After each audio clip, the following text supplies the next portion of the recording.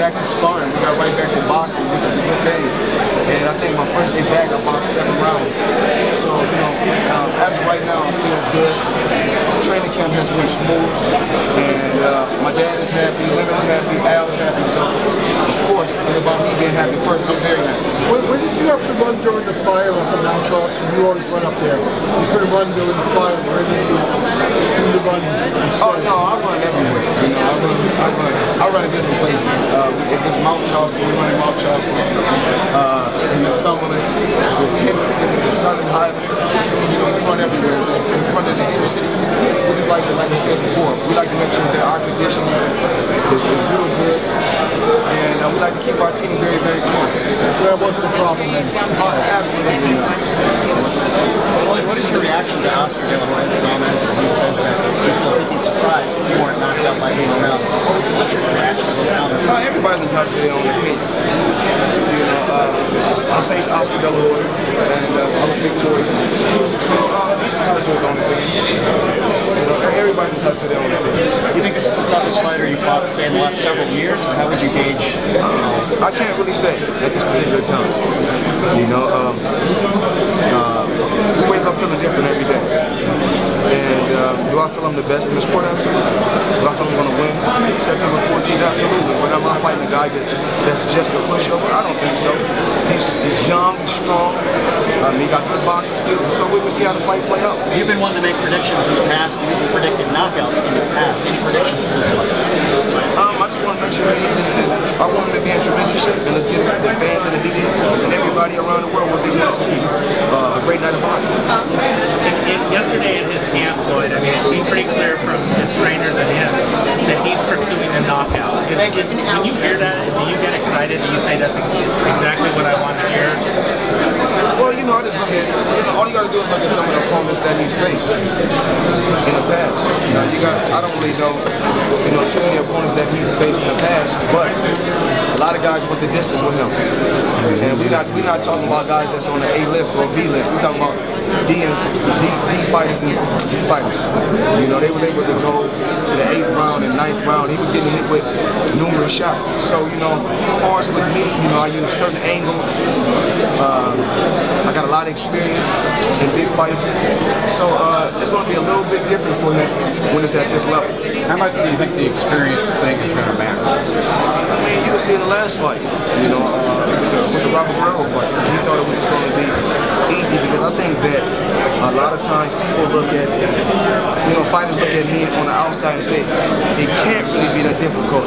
But once you get inside that ring, or you get into, I call it the square circle. Once you get inside that square circle, it's totally different. Floyd, you have a history of fighting Mexican fighters on these big holidays. Canelo arguably has the biggest following of any of them. How hostile do you expect the arena to be as far as the Mexican support for your opponent for this fight? I don't really know who, out of the Hispanic and the Mexican and the Latin fighters, I don't know who has the biggest following, but if I had to say so, I would say probably Marquez, because he has accomplished more, and he's done a lot for the sport of boxing.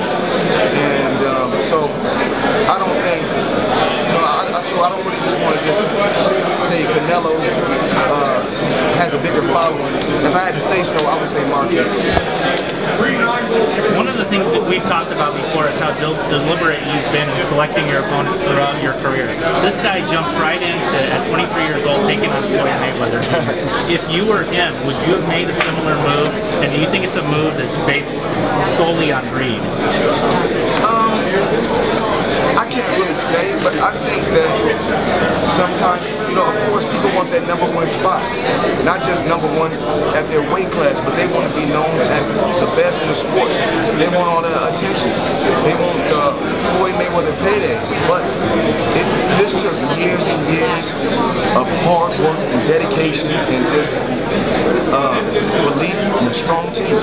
Floyd, a lot of people talk about you being undefeated. Do you think you could have reached this level having that 0, or if you would have lost early, do you think you could have reached this level that you're at now? It's so hard to get to this level. I can't really say. Like I said before, I can't really speak on the past.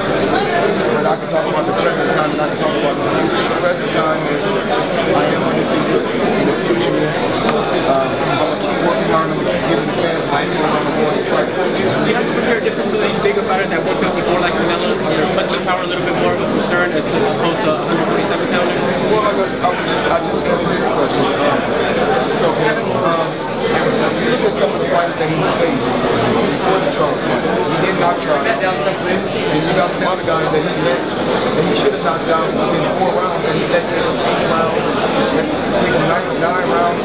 I think Ricky Hatton brothers, if not mistaken, took him against him.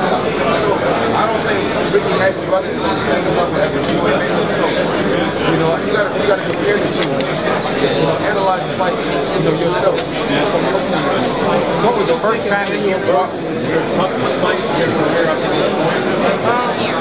Mayweather, Augustus, he changed his name, and I wanted to be Mayweather. He was a tough defender. And also, when I went into that fight, I went up his weight class just for that fight. And then I also was on a 9-month layoff.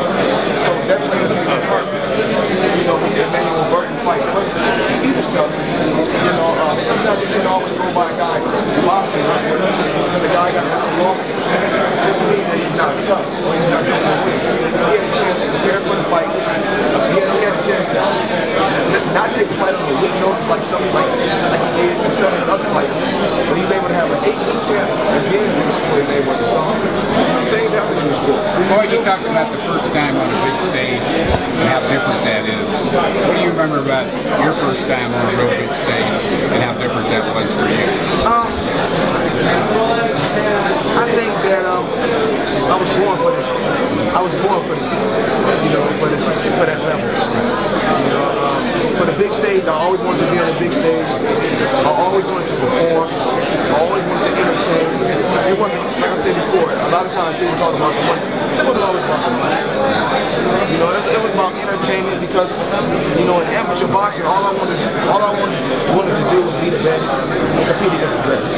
But is it different when you get up there and you see 15, 16,000, you know what the pay-per-view is? Do you think it affects boxers sometimes when it's the first time that they've been exposed? Well, it's a little different. You know, it's different from, you know, Canelo. You know, he's going from fighting on my undercard, building his fan base. You know, that was the ultimate goal. You know, so I got to take my hat off to Leonard and Al for always, you know, having a great remedy. Put this young kid that's undefeated on your undercards, pick the right bouts for him, and then the ultimate goal is to put him in there with you. Make things happen. When this card got built, did you envision it being as big as it was? And also, how does it, in your mind, grow the sport in terms of cultivating new fans? Oh man, I mean, I think it was a great thing with me going on Dancing with the Stars, me going on WWE, and just being out the box, doing different things that other fighters haven't done. They're able to, you know, go different places and do different things and get involved with different activities to bring different fans from all walks of life, you know, into the sport of boxing, which is a great thing, I think. If I wanted to drop a couple of dollars on who's going to win the Super Bowl, who should I in your opinion? I can't say this year. It's going to be tough, but tomorrow is college football, and I can't wait. Well, you won 2 awards this week, and you won a Hall of Fame award at the Nevada State. How does it feel being recognized? A lot of the fighters up there actually gave you a lot of props when you were up there. How did that feel? You know, to all the fighters to all the athletes, the fighters in the mix, martial art guys that's competing, you know, in this brutal sport. I mean, because, you know, I take my hat off to everyone. You know, thanks for the support. You know, I got to thank ESPN and ESPY, you know, giving me, I think it's my 6th or my 5th ESPY. Because I can remember when I was young, I used to go to the ESPY Awards, you know, with other fighters winning. And I just kept my fingers crossed and said, hopefully one day it'll be me. You know, years later, you know, I think I got either 5 or 6 ESPYs. I'm just thankful. Do you have advice to the fighters nowadays, what they can do to reach the status that you're at, or what they can do to kind of strive for? To reach this status is just hard work, dedication, prayers, and belief in a good team.